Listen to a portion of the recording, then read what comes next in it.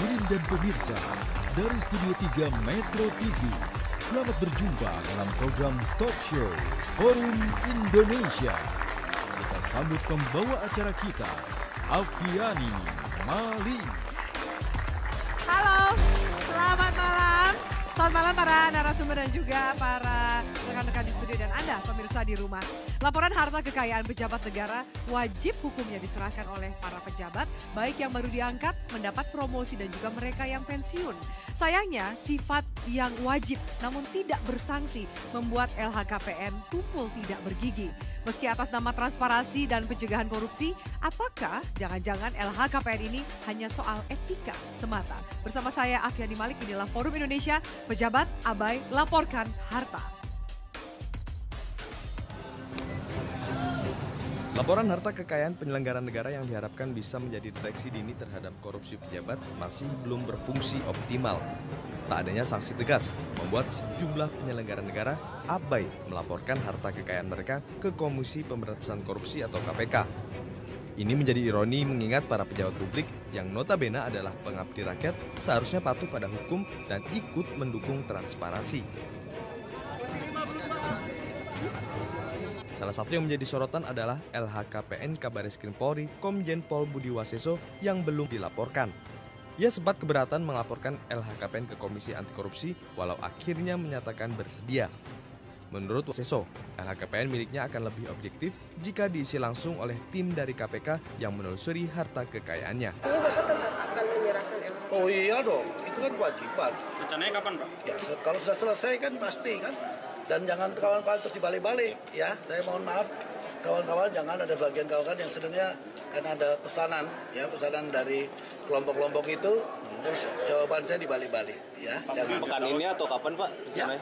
Pastinya kapan, Pak? Ya tidak bisa pasti kan, seperti pemeriksaan ya kan. Kan saya udah bilang saya ingin jujur ya, saya ingin terbuka. Tidak perlu harus saya ngisi. Kalau perlu masyarakat umum itu mengawasi saya. Itu yang paling fair. Melaporkan LHKPN adalah kewajiban setiap pejabat publik. Hal ini tertuang dalam Undang-Undang Nomor 28 Tahun 1999. Namun sayang, aturan itu tak sepenuhnya dipatuhi. Masih banyak pejabat publik yang belum melaporkan hartanya.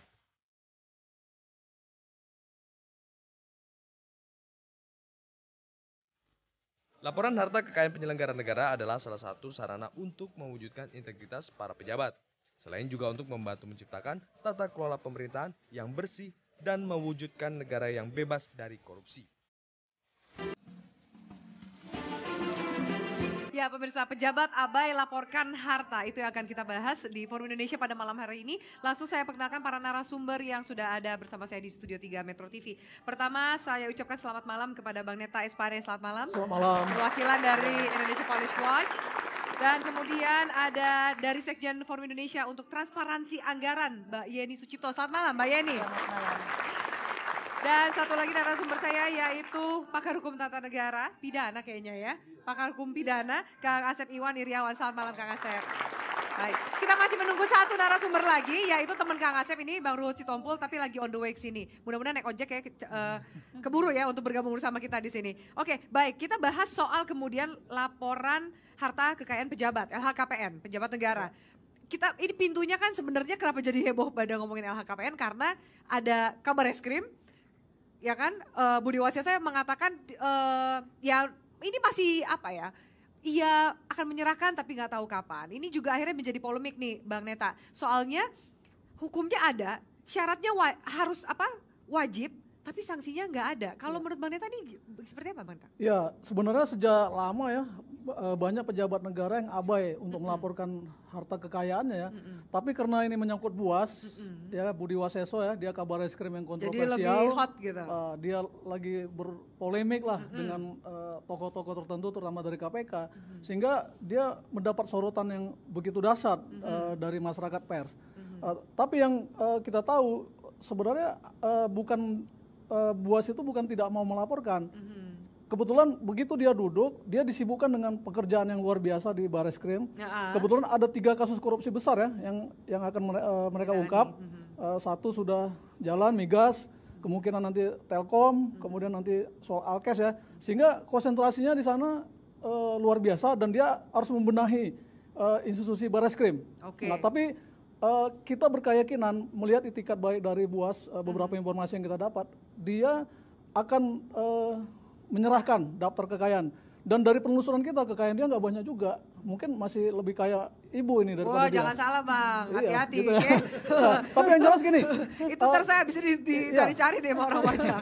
Ya, Dan saya bukan pejabat negara, saya nggak harus lapor. tapi yang jelas gini, di undang-undang itu tidak ada batas waktu. Kapan, jadi tidak ada batas waktu? Tidak ada batas waktu. Oke. Kapan seorang pejabat itu harus melaporkan kekayaannya setelah dia duduk. Nah, ini undang-undangnya kan banci ya. Kemudian tidak ada hukuman yang jelas kalau dia tidak melaporkan. Nah, kemudian setelah dia melaporkan, ini juga tidak diapa-apakan. Tidak ada yang mengkorporasi, yang menyelidiki. Benar nggak laporan dia? Kalau dia bohong, ya nggak ada. Jadi nah ini juga menjadi pertanyaan semua orang. Saya juga penasaran ketika kemudian LHKPN diserahkan gitu ya.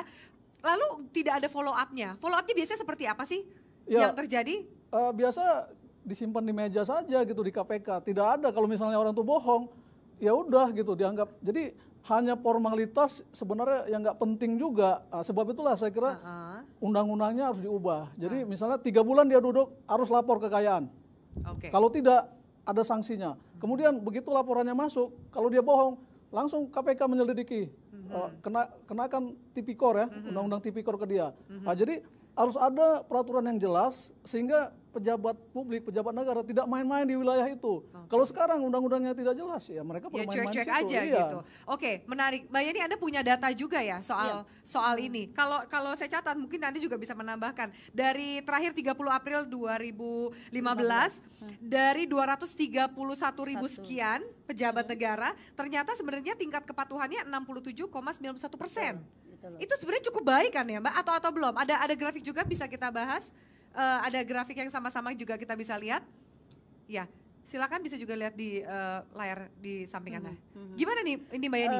Kalau kita sih menilai bahwa kalau 67% dari apa ya kenaikan tahun kemarin itu kan saya rasa ini masih stuck ya. Kalau kita berharap bahwa ini bisa 80% atau 90%. Ada nggak sih ditargetin?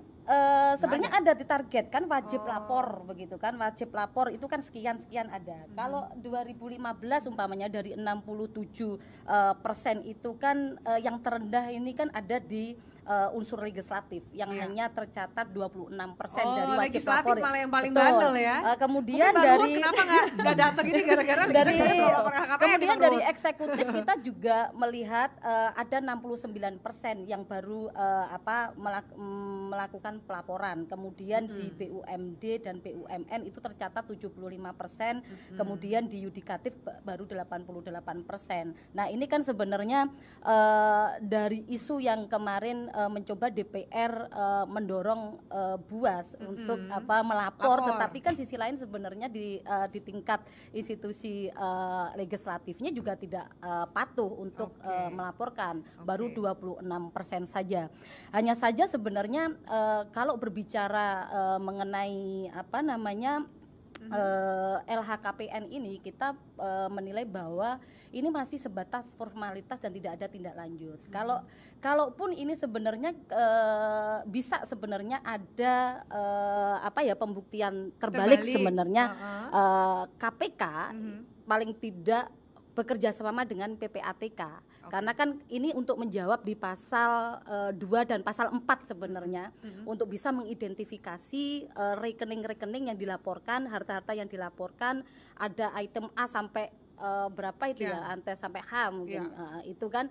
Nah, itu bisa dibuktikan. Kemudian kalau dibuktikan kira-kira di pasal 4-nya merespon ya kan di Undang-Undang nomor 8 di PPATK di tahun 2010 itu apakah ini disamarkan atau tidak. Sebenarnya kan ada sanksinya kalau KPK bisa bekerja sama dengan PPATK. Jadi sekarang posisinya KPK ini sudah bekerja sama nggak sih dengan PPATK atau jangan-jangan juga Ditjen Pajak itu kan juga ini kan mereka juga pasti ada lapor pajak kan? Kalau kita menilai sebenarnya di dalam LHKPN ini kan kita masih menilai bahwa KPK masih belum kerjasama ya kan dengan kawan-kawan di PPATK untuk melakukan identifikasi. Dan ini kan laporan ini kan baru masih diupdate kan 1 tahun sekali. Seharusnya kan 3 bulan sekali atau paling tidak mengikuti lah mekanisme perencanaan penganggaran gitu kan. Kuartal 1, kuartal 2, kuartal 3 sampai kuartal 4. Itu akan lebih fair kita melihat sebenarnya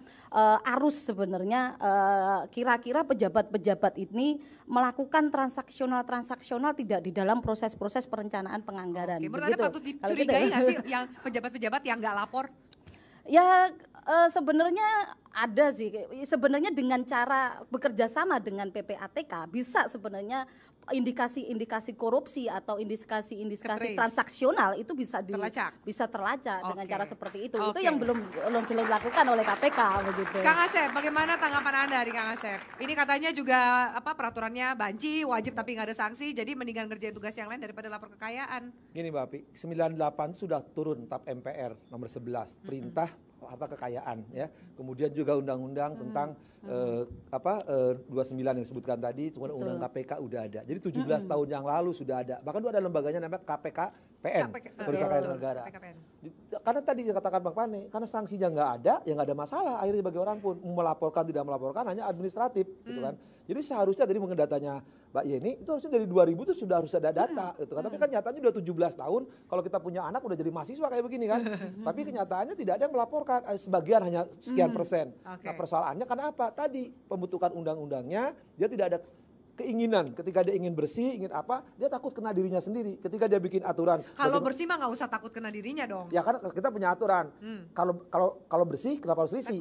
Tapi kan masalahnya sekarang tadi misalkan ada karena sibuk, ada alasan lain, banyak alasan. Sanksi yang tidak jelas. Tahu bagi lu nggak ada sanksi ngapain saya laporkan? Padahal minimal 3 undang-undang telah mengatur. Persoalannya bukan di situ. Dari tahun 2000 sekarang ada orang yang melaporkan kekayaan sampai sekarang tidak pernah ada satupun yang kena tindak pidana karena salah melaporkan kekayaan. Karena tadi betul dikatakan karena delik pidananya untuk menjerat pejabat yang tidak melaporkan atau melaporkan tidak ada. Atau kemudian bisa toleransi seperti kata Bang Neta tadi, ya harta kekayaannya juga tidak banyak jadi tidak perlu khawatir. Malah bilang katanya duit saya lebih banyak. Gini, Mbak, kita sederhananya berpikir, yang melaporkan kalau salah tadi Mbak ini dipidanakan. Yang meninggal melaporkan karena nggak datanya. Akhirnya berpikir itu karena apa? Karena undang-undangnya tidak jelas, yang bikin undang-undang itu tidak jelas, tidak tegas, tidak tuntas. Karena apa? Karena semuanya ada urusan kertas. Semua urusan kertas. Menarik. Bagaimana kemudian, ini juga menarik ketika kita akan bahas tanggapan dari Budi Waseso yang mengatakan jangan untuk masalah objektivitas. Kalau gitu jemput bola dong. Pihak KPK sendiri yang kemudian menelusuri harta kekayaan. Apakah itu bisa dilakukan? Kita lanjutkan sesaat lagi. Tetaplah di Forum Indonesia.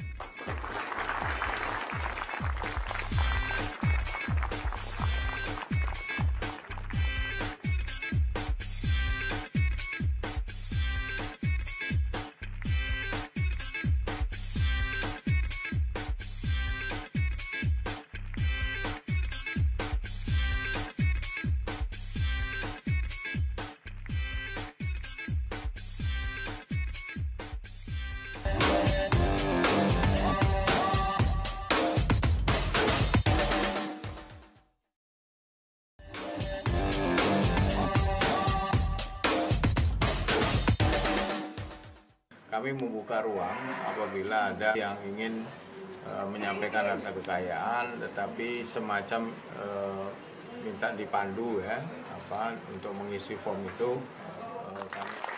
Ya, itu tadi tanggapan dari Johan Budi PLT Wakil Ketua KPK. Nah, Bang Neta, bagaimana tanggapan dari Budi Waseso sendiri ketika mengatakan KPK disuruh terlusuri sendiri, bikin laporan supaya objektif. Ini kan menjawab sebenarnya tadi pernyataan Bang Neta ketika yang melaporkan juga langsung dia taruh di atas laci gitu. Ya, itu satu gagasan yang menarik ya dari Budi Waseso bahwa ya sebenarnya KPK saja yang turun melakukan investigasi terhadap kekayaan dia gitu. Ini sesuatu gagasan yang menarik. Tapi dasar hukumnya apa gitu ya? Undang-undang tidak menyebutkan itu. Oke, mungkin Budi Waseso tidak masalah didatangi KPK untuk mengusut kekayaannya. Tapi pejabat lain akan mempertanyakan, apa dasar hukumnya? Kenapa lu datang ke gua? Undang-undangnya mana gitu. Jadi saya kira yang perlu adalah undang-undangnya diperjelas dulu, diperjelas. Khusus untuk kepolisian itu kan mulai dari Kapolres sebenarnya harus melaporkan kekayaannya. teknisnya ini agak sulit karena di kepolisian itu mutasinya sangat cepat, bisa setahun, paling lama 2 tahun. Jadi bagaimana mereka melaporkan kekayaannya kalau mutasinya begitu cepat? Nah, ini harus dipertimbangkan juga oleh kawan-kawan di DPR yang membuat undang-undang. Jadi mereka membuat undang-undang jangan asal buat saja, tapi mereka lihat faktanya di lapangan gitu ya. Seperti apa? Seperti apa? Nah, kayak ya Buas contohnya. Begitu dia duduk di Bareskrim, banyak sekali pekerjaan yang harus dia lakukan karena perubahan-perubahan ya, banyak kasus-kasus di Bareskrim yang selama ini macet, tidak jalan secara maksimal, itu mulai didorong sama dia. Nah, di tengah kesibukan itu tentu waktu dia untuk menyusun kekayaannya yang mungkin tidak seberapa juga, ini merepotkan dia gitu ya. Mbak Neta, apa jangan-jangan juga tadi kan kita dengarkan statement Budi Waseso sama-sama bahwa kemudian jangan soal ada pesanan atau takutnya digunakan sebagai urusan kepentingan politik yang lain, itu kan ada juga khawatiran dari Budi Waseso. Terlalu berlebihan juga Buas seperti itu ya. Itu kan ini sesuatu yang wajar-wajar dan sesuatu yang ecek-ecek sebenarnya laporan kekayaan itu. Jadi nggak perlu juga dia terlalu lebay juga mengatakan ini ada pesanan orang, pesanan politik untuk menjatuhkan dia, nggak juga. Tapi bisa nggak kemudian Kang Asep menjatuhkan orang misalnya untuk kepentingan politik atau apapun lewat laporan LHKPN-nya? Silakan dibicara. Tadi tahun 2000 orang melaporkan ke KPKPN, tidak hanya KPK, tidak pernah ada jatuh gara-gara harta kekayaan. Cuma tadi hanya dipermalukan bahwa dia pejabat tidak melaporkan. Hanya itu sanksinya etik gitu kan. Tapi yang menarik apa tadi Pak Pane katakan, sebenarnya bisa KPKPN dulu ketika melaporkan langsung diperiksa, KPKPN-nya datang ke lapangan. Cuma masalahnya apa? Sekarang pejabat kan harus melaporkan semua. Apakah sekarang KPK bisa ngurusin itu? Itu juga permasalahan. Bagaimana teknis itu? Tapi sebenarnya ada salah satu cara emang selama ini mungkin tidak hanya pejabat negara yang saya katakan kan. Ketika orang melaporkan tiap tahun LP2P, pajak itu kan hampir sama. Kekayaannya berapa, dari mana, deposito bunga dari berapa, itu setidaknya sebagai sandingannya. Ketika tiap tahun kan wajib, kalau enggak NPWP-nya bisa dicabut kan. Nah, sekiranya itu juga setidaknya bisa untuk menolong. Karena kalau melaporkan, saya ingat kali, tahun 2000 itu kan sepatu dilaporkan, kacamata dilaporkan, cincin dilaporkan. Itu kan banyak. Betul kata Budi Waseso, misalkan rinciannya terlalu banyak. Karena kalau nggak dilaporkan sepatu, bisa jadi masalah karena ada sesuatu yang tidak dilaporkan. Ini juga memang butuh waktu. Karena itu saya bilang betul bahwa sekarang perlu peraturan memang yang entah peraturan pelaksananya atau di undang-undangnya lebih tepat, teknis, mekanisme, bentuk, cara dan waktu terus dirinci. Berarti itu muaranya ke Komisi 3 dong? Ya Komisi 3, tapi masalahnya Komisi 3 nah tadi kita kan tahu. Sebenarnya ada alternatif juga. Oke, kita nggak usah repot-repot pakai LKPN ya. Mungkin dari laporan pajak. Laporan pajak. Artinya orang pajak harus mulai progresif. Begitu ada seorang pejabat yang tidak melaporkan pajaknya secara benar, mereka harus memproses. Mereka punya wewenang untuk memproses itu. Ini kejahatan pajak. Tapi persoalannya apakah pejabat pajak berani? Sampai hari ini sudah begitu lama Indonesia merdeka, belum satu pun kita melihat ada pejabat yang diusut aparatur pajak melakukan kejahatan pajak. Belum ada. Ini kan ironis. Jadi seolah-olah pejabat kita itu pajaknya bersih semua. Baik semua, wajar semua. Kantor pajak ketika pajak orang pajaknya minta malah. Tapi kalau kita sih menilai bukan hanya di sektor pajak ya yang harus dilaporkan. Karena ini berkaitan dengan soal integritas begitu kan. Karena ini pejabat publik.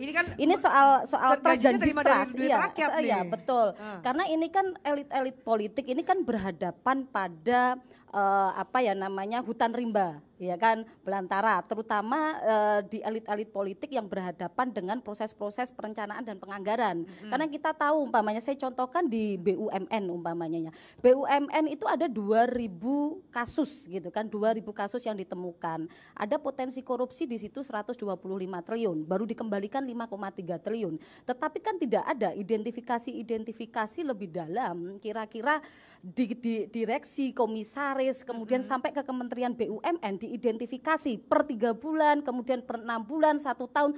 Sebenarnya seperti apa update informasi mengenai rekening yang dimiliki atau harta yang dimilikinya, itu kan penting sebenarnya. Karena apa? Karena kita tidak berkeinginan bahwa mereka menjadi mafia-mafia di dalam pembajakan di APBN. Atau kita tidak menginginkan seperti itu. Waktunya yang terlalu pendek ketika kemudian mereka juga harus ada tugas yang harus dilaksanakan, atau 3 bulan itu terlalu. Saya rasa ini bukan berkaitan dengan tugas dan wewenang yang melekat. Ini soal tanggung jawab, soal integritas yang harus yang harus dipertanggungjawabkan. Ini soal akuntabilitas yang yang kemudian digaungkan sejak dahulu. Jadi alasan begitu. tadi Bang Neta Soal untuk transparansi, kemudian soal Buas belum akuntabilitas melaporkan gitu. LHKPN karena Saya banyak rasa pekerjaan? ini bukan menjadi apa ya, bukan menjadi alasan ya, alasan klasik bahwa beliau berhadapan dengan kerja-kerja yang harus diselesaikan, tetapi ini berbicara mengenai transparansi dan akuntabilitas yang dibangun, terutama Buas adalah salah satu pejabat di pemerintahannya Jokowi yang dimana mencoba untuk mengedepankan transparansi dan akuntabilitas. Mungkin itu yang seharusnya dikedepankan, begitu. Yang lagi nih, Aha. justru kalau pejabat negara atau pegawai negeri itu gampang karena keperbendaharaan ada daftar gajinya gitu. Yang tadi Mbak Yeni, orang-orang di BUMN sekarang, para direksinya, para komisarisnya dapat keuntungan tantimnya dari perusahaan, itu yang tidak jelas, yang susah. Pertanyaan saya, kenapa sih yang dikejar-kejar sekarang penegak hukum, kemudian orang-orang dalam petik selebritis, padahal ada orang-orang yang mendapatkan uang lebih banyak, yang menurut kekayaan negara, tadi misalkan BUMN, yang kita susah datanya susah karena mereka jualan seperti perusahaan negara nanti jualan. Itu lebih banyak. Apa kemudian menjadi tantangan atau permasalahannya menurut ya kembali ke regulasi tadi. Jadi soalnya sekarang kenapa harus diarahkan penegak hukum atau pegawai negeri? Gampang. Karena kekayaannya Pak dari Departemen Keuangan, daftar gajinya gampang. Kalau dapat lebih gratifikasi.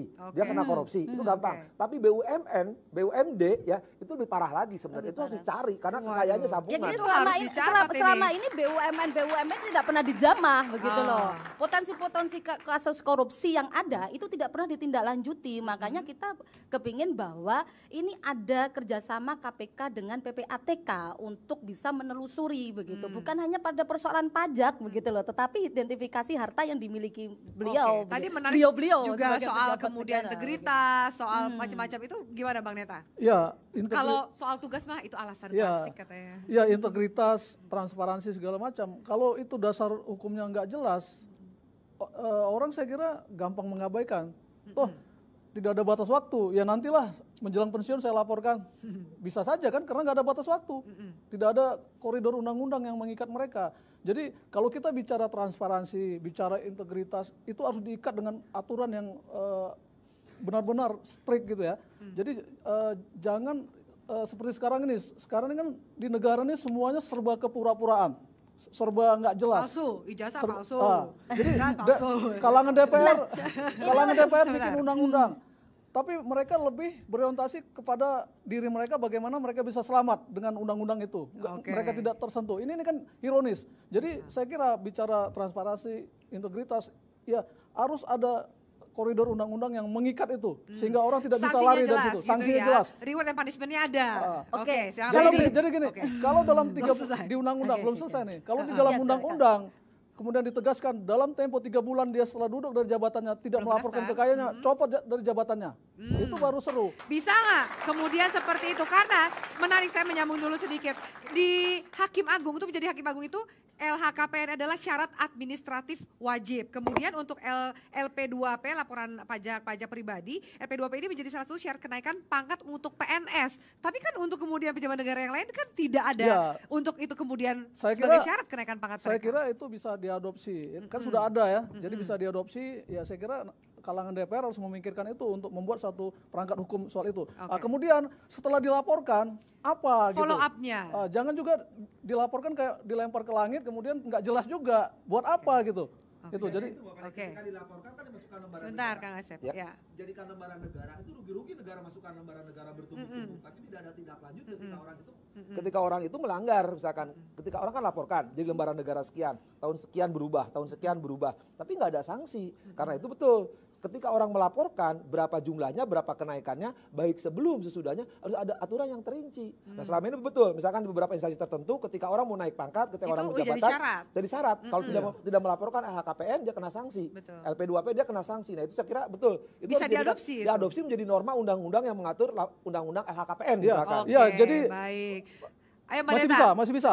Sebentar, Mbak Yeni dari tadi mau ngomong, silakan Mbak Yeni. Terima kasih. Mungkin begini ya, kalau berbicara soal transparansi, kalau tidak ada aturan-aturan yang mengikatnya juga salah. Karena di dalam Undang-Undang 17 mengenai keuangan negara berbicara soal transparansi dan akuntabilitas, itu bisa dijadikan cantolan di dalam aturan-aturan mengenai harta kekayaan, begitu kan. Di dalam Undang-Undang Dasar 1945 juga jelas bahwa anggaran sebesar-besarnya dikelola untuk kemakmuran rakyat. Berarti di situ dituntut soal transparansi dan akuntabilitas di publik begitu. Itu yang harus dilakukan begitu. Nah, saya rasa bahwa kalau transparansi itu tidak diaturan kemudian tidak termaktub di dalam undang-undang tersendiri di KPK maupun di PPATK, itu saya rasa juga tidak bisa dijadikan acuan, tetapi ada undang-undang di luar itu begitu yang dijadikan acuan begitu. Sekarang jadi persoalan kan, kenapa penyelenggara negara, kenapa pegawai negeri yang gaji tetap dikejar-kejar, sedangkan pengusaha-pengusaha yang bermain dengan oknum-oknum tidak dikejar-kejar gitu kan. Jadi sebenarnya pintu celah kemudian untuk bermain itu sebenarnya banyak sekali. Dan kemudian apakah sanksi sosial ini cukup efektif untuk memberikan efek jerah bagi pejabat negara yang tidak melaporkan LHKPN? Kami lanjutkan sesaat lagi. Tetaplah bersama kami di Forum Indonesia.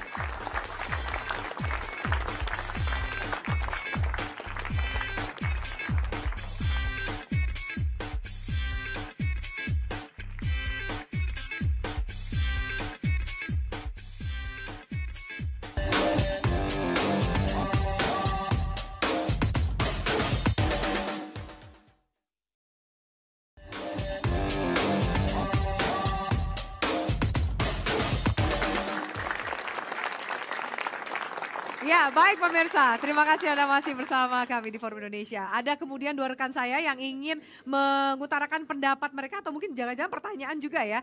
Oke, silakan. Namanya siapa dan dari kampus mana? Boleh berdiri? Nama saya Rahmilawan Tigafar dari STPLN Jakarta. Oke. Saya mau minta solusi sebenarnya. Mengingat permasalahan tadi itu, apa sih solusi terbaik yang bisa kita berikan? Apakah dari pejabat itu sendiri kita beri sanksi atau diturunkan dari jabatannya? Soalnya kita juga sebagai masyarakat agak gimana ya kalau misalnya seorang koruptor nggak ketangkep.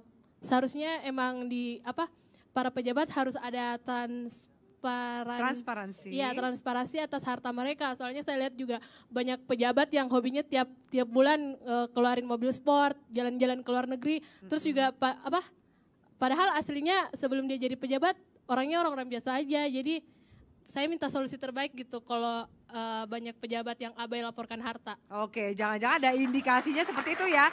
Terlihat dari gaya hidup yang berubah setelah menjabat. Oke, terima kasih banyak. Satu lagi, silakan.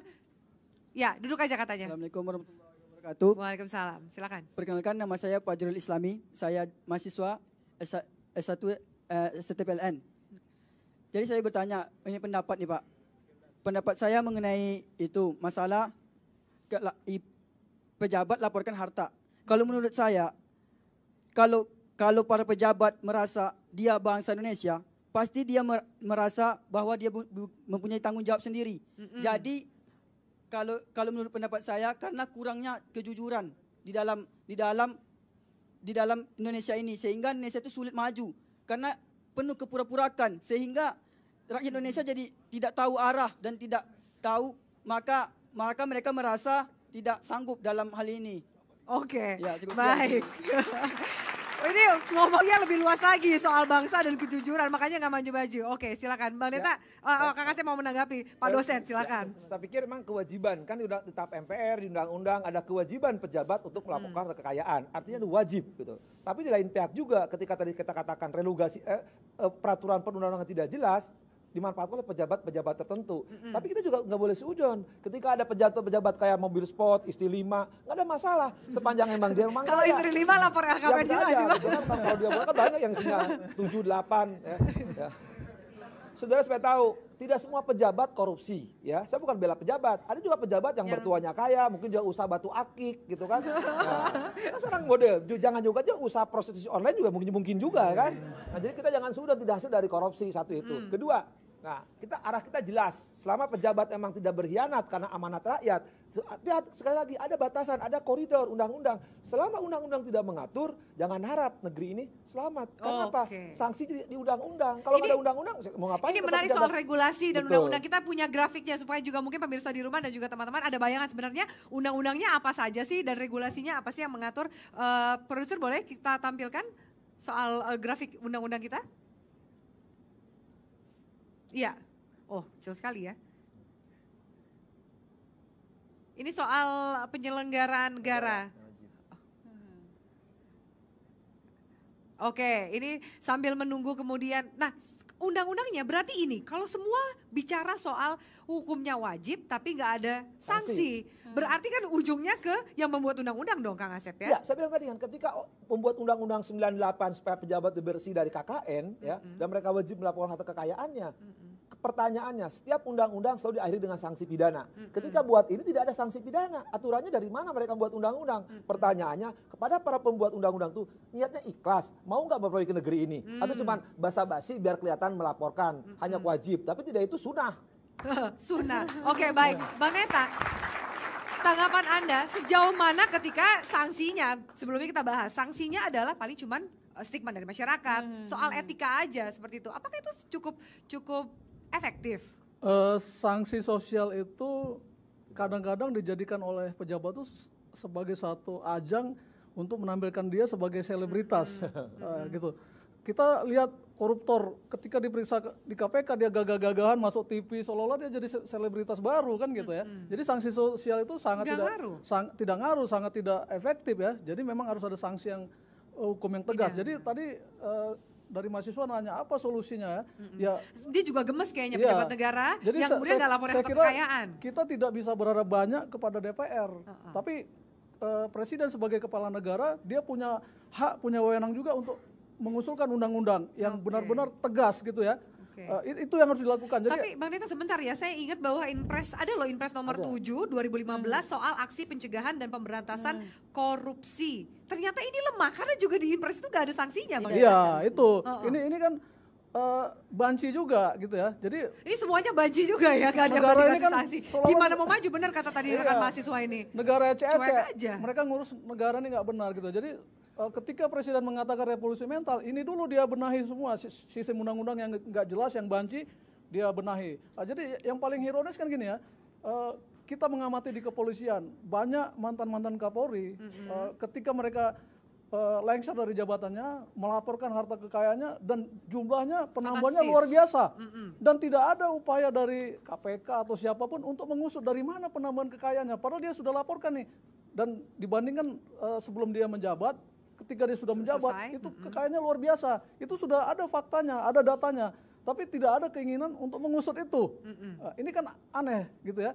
Padahal seharusnya kan KPK harus mengusut dong. Tidak ada keinginan karena juga tidak ada payung hukum yang tadi Mbak Yeni katakan, atau tidak ada goodwill juga untuk mengusut betul, sebenarnya kalau melihat apa ya list dari undang-undang yang ada ini kan hanya sebatas komitmen begitu kan, komitmen untuk melakukan untuk mendorong adanya integritas, untuk akuntabilitas terhadap publik. Tetapi memang tidak ada sanksi begitu kan. Tetapi kita berkeinginan bahwa satu-satunya lembaga yang bisa mengusulkan undang-undang di lembaga DPR begitu kan. Kita berkeinginan bahwa ini cukup paling tidak direvisi. Kalau tidak masuk di prolegnas ini begitu dari 36 paling tidak tahun depan itu perlu dimasukkan di dalam prolegnas karena kita tahu ini penting ya kan. Karena ini juga akan merespon sebenarnya revolusi mental yang tadi disampaikan. Revolusi mental menjadi bagian dari visi misinya Jokowi. Sebaiknya ini menjadi usulan inisiatif di dalam prolegnas tahun 2016. Anda yakin ini masuk kalau ketika Anda bilang penting orang kemudian nggak ada sanksinya, peraturannya banjir, Inpresnya juga nggak ada sanksinya juga. Makanya kalau dan takut bumerang bagi mereka yang membuat. Makanya kita berbicara bahwa ini akan mengenai persoalan mendorong transparansi dan akuntabilitas. Transparansi dan akuntabilitas. Lagi-lagi mengedepankan soal integritas gitu kan. Kalau cukup punya komitmen, saya rasa tahun 2016 bisa masuk prolegnas begitu. Kalau 36 ini bisa diselesaikan undang-undangnya begitu kan. Ini kan juga berkaitan ya. Saya tetap beracuan pada persoalan APBN.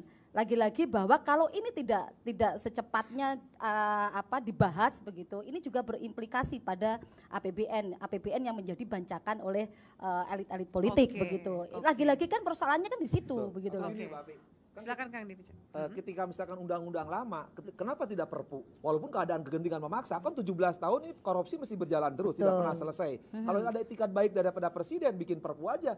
Ya, dengan aturan-aturan yang lain kan bisa perpu, ini kenapa nggak bisa walaupun keadaan memaksa? Saya kira keadaan memaksa itu kegentingan memaksa. Ini keadaan memaksa nggak menurut Kang Asep kayaknya? Ya sekarang ini kan sejak 98 tuh perintahnya supaya pejabat itu ada akuntabilitas, ada laporan, ada mengumumkan. Sampai sekarang kan banyak, tidak hanya tadi misalkan pejabat negara termasuk BUMN, BUMD yang ternyata juga pada melakukan itu dan tidak transparansi, tidak ada keberanian, mereka risih karena nggak bersih gitu. Nah sekarang kalau misalkan presiden karena pejabatnya anak buahnya selaku kepala negara tidak mau melaporkan terus-menerus, dicurigai oleh mahasiswa tadi pakai mobil sport, istrinya tambah lagi. Karena sudah ini loh, data itu sudah menyatakan bahwa aktor yang berpotensi melakukan korupsi adalah eselon 1, eselon 2, eselon 3, BUMD, BUMN, dan justru sekarang adalah daerah, kemudian kementerian, lembaga. Nah itulah yang kemudian diarahkan untuk segera mungkin itu merevisi undang-undang yang ada, perlu ada sanksi, kan tidak sebatas komitmen begitu. Oke, yang kami butuh lebih dari komitmen. Kita lanjutkan, lalu kemudian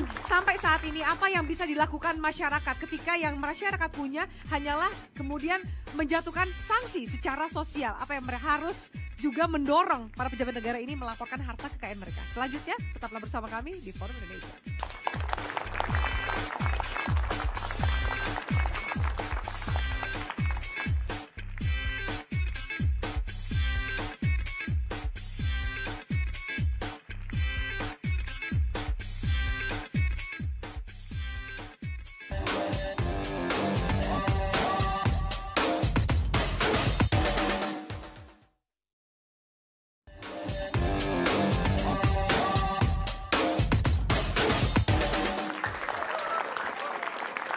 Oke, masih kita lanjutkan pemirsa di Forum Indonesia. Ketika ini masyarakat kasihan, ketika yang masyarakat punya hanyalah amunisi untuk memberikan efek jera atau juga mendorong pejabat negara melaporkan harta kekayaannya adalah sanksi sosial, apa yang harus dilakukan? Mungkin dari Bang Neta juga sekalian closing statement, Bang Neta. Ya, memang kasihan masyarakat kita ya. Sebagai contoh gini, banyak teman-teman saya sesama aktivis ketika kita masih di jalanan, dia tuh naik metro mini, bahkan makan aja susah. Tapi begitu mereka duduk di DPR, itu punya mobil mewah sampai 5, punya rumah mewah ya di daerah-daerah elit. Dalam waktu tidak sampai 1 tahun gitu ya. Ini luar biasa gitu. Jadi kalau situasinya seperti itu, kita mau bicara sanksi sosial seperti apa gitu ya. Malah mereka bangga. Kita bisa hitung lah gaji mereka sebagai anggota DPR sampai kiamat juga nggak bakal bisa beli itu, tidak akan terbeli. Tapi mereka bangga, bahkan mengatakan ini hasil perjuangan saya gitu. Nah, terus sanksi sosial apa yang mau diberikan oleh masyarakat? Kalau dia sikapnya seperti itu, bahkan mereka seperti kata Kang Asep tadi nggak segan-segan menjadi orang-orang dermawan, anak yatim piatu tiap hari disumbang, pengajian ke rumahnya, rumah ibadah disumbang. Jadi masyarakat juga diam gitu ya? Ya masyarakat ya akhirnya mencontoh, wah ternyata kalau masuk ke DPR bisa seperti ini, maka berlomba-lomba lah mereka money politik supaya bisa masuk ke DPR, kemudian syukur-syukur dari DPR lompat jadi menteri atau jadi apa gitu ya, sehingga kekayaannya terus bertambah. Kemudian kita bicara sanksi sosial apa, gitu ya. Saya kira sangat tidak tepat kalau hanya mengharapkan sanksi sosial. Jadi harus ada solusinya undang-undang yang tegas. Misalnya tadi Jokowi punya wewenang, presiden punya wewenang. Kalau ada pejabat dia tidak melaporkan harta kekayaannya dalam waktu berapa bulan, langsung berhentikan, copot dari jabatannya. Gitu. Oke, itu yang bisa kita dorong ya.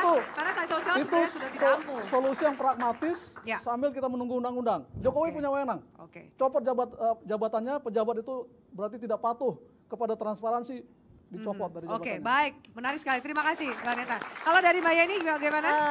Kalau kita sih berharap ada sanksi sosial plus ada aturan yang mengatur itu dengan apa ya, dengan tepat begitu kan. Sanksi sosial paling tidak harus ada bangun rancang yang bagus juga kepada masyarakat, karena kan tahu lah masyarakat ini kan miskin akses informasi begitu kan. Miskin banget. Dia kan tidak tahu pejabat A, B, C, D dia punya harta sekian dalam 3 bulan sekian kan tidak tahu. Nah ini sebenarnya dorongan di pemerintahannya Jokowi untuk membangun transparansi. Nah ini juga sebenarnya berimplikasi juga nanti dampaknya mengenai sanksi sosial kalau transparansi ini terbangun. Yang kedua adalah saya sepakat dengan Bapak Asep dan ya mengenai apa undang-undang yang harus dipertegas begitu kan. Saya kira bahwa baik itu Perpu maupun undang-undang yang direvisi dalam bentuk apapun itu akan memberikan sanksi tegas kepada pejabat-pejabat yang tidak melaporkan harta kekayaan itu, karena ini juga apa ya bagian dari akuntabilitas pada publik, dan ini juga bagian dari kepercayaan publik terhadap pejabat-pejabat di negara kita. Oke, soal kesinergian dari lembaga-lembaga tadi Anda katakan juga harus ada PPATK yang itu ikut Betul. bergabung. Itu seperti apa? Langkahnya dimulai dari mana? Nah, kalau kita berharap sebenarnya KPK, saya rasa ini kan KPK akan baru ya dipilih oleh pansel. Kita berharap bahwa yang dipilih oleh pansel nantinya itu mencoba untuk melakukan pijakan awal lah untuk bisa memperbaiki ini, terutama di persoalan laporan hasil persoalan harta kekayaan ini. Saya rasa pansel ini cukup jeli lah untuk bisa memilih orang-orang yang akan duduk menjadi pimpinan KPK dan mulai mensinergikan dengan kerja-kerjanya di PPATK untuk melakukan identifikasi mengenai harta kekayaan. Itu penting. Oke, begitu. baik. Sebelum saya ke Kang Asep, Bang Neta, Anda mau menambahkan juga soal pansel cukup? Cukup. Oke, baik. Kang Asep silakan. Ya, sekarang budaya kita kan budaya paternalistik. Masyarakatnya permisif, masif. Jadi kita di samping butuh dari undang-undang, sanksi pidana, atau sanksi sosial, apa yang sudah dilakukan? Suri toladan dari pemimpin. Dari mulai presidennya, menterinya, eksekutifnya, legislatif, yudikatif. Jangan main kutip aja mereka. Ya. Selama mereka menampilkan hidup glamor, penampilan yang tidak layak seorang pejabat, masyarakat akan lihat. Tadi Pak Panit katakan, loh jadi pejabat enak kan? Nah, ikutan. Selama suri toladan tidak keinginan mau daripada presidennya, pemimpinan DPR-nya, pimpinan yudikatifnya, ayo kita hidup sederhana, dalam arti sederhana dalam arti wajar, sesuai jabatannya, sesuai pendapatannya. Tapi kalau memang dia kaya, nggak ada masalah, dia punya mobil sport atau apapun juga. Sekali lagi, karena dia pejabat, perlu ditiru. Ada kearifan lokal di mana istilahnya gini, seorang pemimpin tuh jadi kepalanya. Kalau kepalanya busuk, pasti bawahnya busuk. Karenanya itu saya bilang sekali lagi, suri toladan, keinginan daripada pemimpin untuk memulai. Kita punya masa lalu, sudahlah masa lalu. Tapi Bang, bagaimana membangun awareness atau kesadaran itu dari pemimpinnya sendiri sampai ke masyarakatnya? Nah sekarang ini kan 98 itu kan judulnya cuma 3. Anti KKN kan, korupsi, kolusi, nepotisme. Itu kan tindak pidana yang 2. Tapi sekarang kan masa undang-undang tidak ada. Nepotisme kan tumbuh berkembang. Ketika tumbuh berkembang, bagi-bagi duit ujungnya. Ketika bagi duit maka pamer juga. Karena nggak ada suri toladan dari mereka. Hanya nunggu giliran. Ya ketika saya jadi presiden, ketika saya jadi menteri, ketika saya jadi DPR, giliran dong. Nah kalau selama mereka tidak contoh teladan dari mereka, rakyat akan ikut. Karena budaya paternalistik, mereka juga lupa, alah pejabat baik juga kok, mending juga pejabat daripada aktivis. Cuma ribut aja nggak pernah bagi duit. Oke. Kalau misalnya saya boleh meminta 1-2 kata dari masing-masing narasumber untuk memberikan dorongan atau mungkin apapun yang Anda bisa komentari kepada pejabat-pejabat yang abai, merasa belum terpanggil atas alasan apapun untuk tidak melaporkan, apa Bang Neta? Ya, saya kira mereka harus menyadari dirinya adalah pejabat publik. Mereka dibiayai oleh rakyat, dibiayai dari uang pajak rakyat. Mereka harus punya kesadaran untuk memenuhi transparansi yang dituntut rakyat. Tapi mengharapkan kesadaran itu kan agak susah. Disinilah perlunya presiden sebagai kepala negara, sebagai pemimpin kita harus bisa tegas. Kuncinya adalah presiden yang tegas. Kebetulan Jokowi bawa konsep revolusi mental. Ini diterapkan secara nyata. Apa revolusi mental itu? Sementara pejabat publik tidak mau transparan melaporkan kekayaannya. Ini target utama saya kira dari revolusi mental. Nawacita menjadi nawa itu cita-cita, duka-cita kan? Bisa gitu. Kalau dari Anda, atau bisa kita kemudian memberikan stempel atau cap bagi pejabat negara yang mau melaporkan, berarti Anda ini terindikasi untuk tidak pro terhadap pemberantasan korupsi dan juga anti KKN. Boleh nggak kita memberikan stempel seperti itu, May? Boleh saja kita memberikan stempel seperti itu bagian dari sanksi sosial ya. Tapi ya saya rasa bahwa melanjutkan dari Bapak tadi ya, Abang Neto, bahwa revolusi mental begitu kan, soal integritas, kemudian soal etos kerjanya dan gotong royongnya. Tetapi lagi-lagi bahwa ini kan negara tercinta kita. Gitu kan, paling tidak bahwa nilai-nilai Pancasila, kemudian tujuan negara di dalam pembukaan Undang-Undang Dasar 1945 itu ditanamkan betul kepada birokrasi, begitu. Jadi kerja-kerja mereka tidak bisa menegasikan sila pertama sampai sila kelima. Dan dari situlah sebenarnya kita berkeinginan bahwa loyalitas dan komitmen terhadap negara itu bisa tercapai dengan adanya nilai-nilai yang ada. Ini ujungnya seperti yang kamu katakan kejujuran. Satu kalimat buat Kang Asep yang bagi pejabat negara yang nggak mau lapor LHKPN. Ya, keadilan sosial bagi seluruh Indonesia. Jangan keadilan bagi partai dan kelompoknya. Ketika mereka tidak melapor. Seperti itu yang tak mau. Ketika tidak melaporkan dirinya dan partainya, jangan dipercaya. 2019 jangan dipilih lagi. Jangan dipilih lagi. Oke, baik. Terima kasih tepuk tangan untuk para narasumber kita. Terima kasih banyak Mbak Neta, Mbak Yeni dan juga Kang Asep atas waktunya. Pemirsa, para pejabat negara sudah sepantasnya sadar bahwa melaporkan LHKPN adalah sebuah kewajiban yang walau belum ada sanksinya tetap harus dipatuhi. Soal etika jangan dipandang sebelah mata. Sang pejabat justru seharusnya menjadi contoh dan suri tauladan. Bersih di awal, bersih juga saat menutup jabatan. Saya Afiani Malik undur diri. Salam Forum Indonesia. Selamat malam.